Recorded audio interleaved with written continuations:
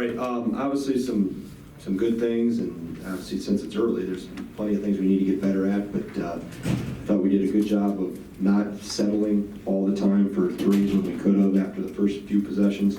We did a much better job of being patient and getting to the free throw line and knocking down, being opportunistic. You should go out to make some shots and make threes, which we did. But I didn't think we didn't fall for some opportunities to pull the string early on some of those, and we got they get better as the first half wore on. Obviously happy for Ethan Happ to get a triple-double. It's obviously rare. It's better on the bench for both of them. And then Josh is back when he was playing, and so really happy for Ethan. He's done a lot for this program. Has made himself into a heck of a player from where he's come from, and fitting that he gets him at the free throw line. I think the amount of time he's put into that and trying to improve his game, extremely happy for him, because nobody's put in more time in their individual game than Ethan Happ. So with that, I'd be happy to take any questions.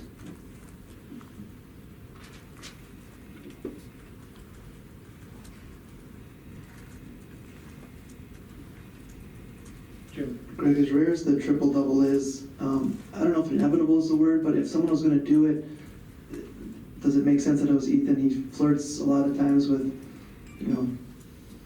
filling the box scores in a lot of ways. Yeah, well, he has his hands on the basketball in a lot of possessions, so it's a lot of times if you see a triple-double, it's maybe not always a bigger guy, because maybe they don't touch the ball enough, or not enough, but as many possessions. Ethan's one of the few guys in college basketball probably as a guy 6'10" or bigger, that a lot of times touches it every possession. We play through him quite a bit. So, and he's just a testament to his unselfishness. I mean, he was in there knowing he needed 2 points, but yet I thought he had it confused that he needed another assist the way he was passing the ball around. But that's a testament to him, and obviously he was very thankful for his teammates, because you don't get 12 assists without guys making shots.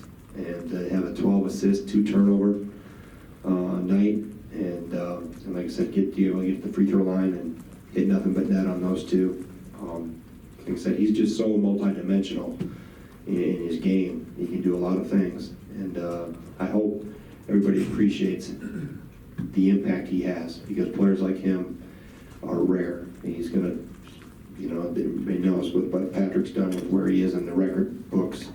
5 different categories. He'll likely or could be in the top 3 in program history. I'll let you dig through the game notes and see all the things that he has accomplished or is close to accomplishing. But I'm, like I said, just happy for him, because he works at it. He really has worked at his game over his 5 years he's been here, and proud of him. Greg, it appeared you guys shared the ball well, shot the ball well at times, but I'm just curious your overall evaluation, at least now, the defense, at least in the first half, after you guys fell behind. Well, we had 2 stretches, I felt, and we got to get a lot better defensively in a lot of areas, and part of it's more consistent. And in terms of the start of both halves, of being tighter defensively, in a variety of things, whether it was on screens. Now, they hit some tough shots. They banked in the first 3. I think that was the first one the kid's ever hit in his career. So, but that ignites confidence. I think of the 4 or the 6 threes they made in the first half, 4 were mistakes. 2 were, one was banked in by a first-time 3 maker, and the other one was a launch from, the signage on the side of the floor. So you take into account what they are and what type of shot they are, but we have to get better defensively. And I think we've shown flashes of it, but the consistency of it, of developing that identity on that end, has to grow.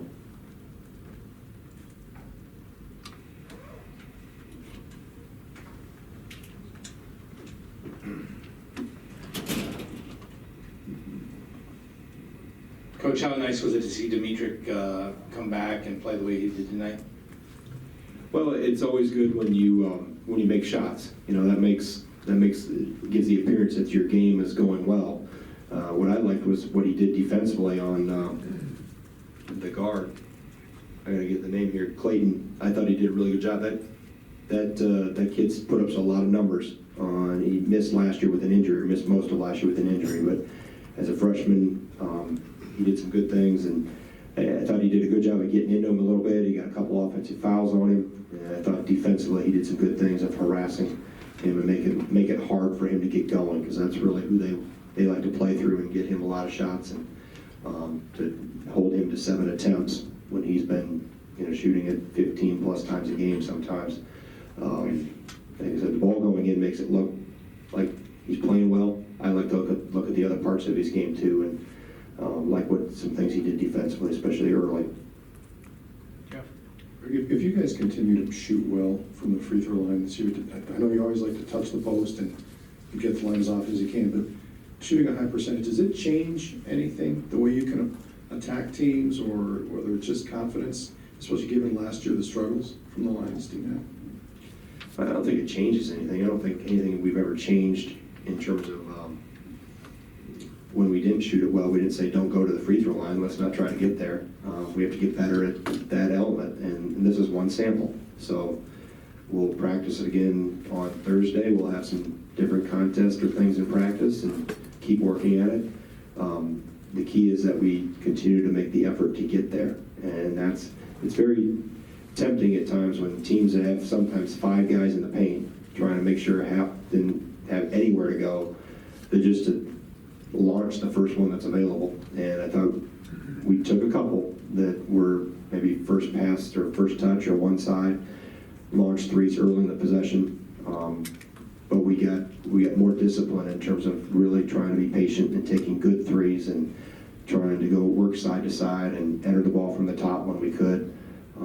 And not taking some what we call fool's gold threes and launch a lot of them. So, we want to continue to get there. That's always been a goal, and our better teams have gotten there a lot when you look at final numbers over the course of years.